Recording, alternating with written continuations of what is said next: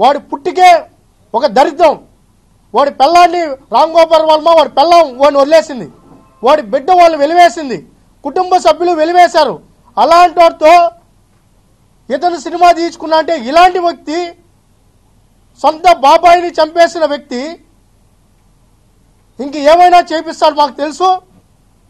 మా గురించి కానీ, మా పార్టీ అధినేతల గురించి కానీ, పవన్ కళ్యాణ్ గారి గురించి కానీ ఏదన్నా ఉంటే ఆ థియేటర్లు ధ్వంసం అయితే మేము బాధ్యత వహించము.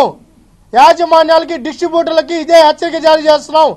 ప్రభుత్వ ఒత్తిడితో మీరు కానీ థియేటర్లో ఈ సినిమాను కానీ ప్రదర్శిస్తే ఖచ్చితంగా ఆ థియేటర్లుగా ఉండవు. ఈ రామ్ గోపాల్ వర్మకు కూడా మేము ఒకటి చెప్తాం, ఒరే సన్నాసి, నువ్వు అని మనిషి అంటారా? ఏం తింటున్నావురా నువ్వు విద్వేషాలు రెచ్చగొట్టేదానికి, కులాల మధ్య చిచ్చు పెట్టేదానికి నీదొక బతుకు, నీదొక జీవితం.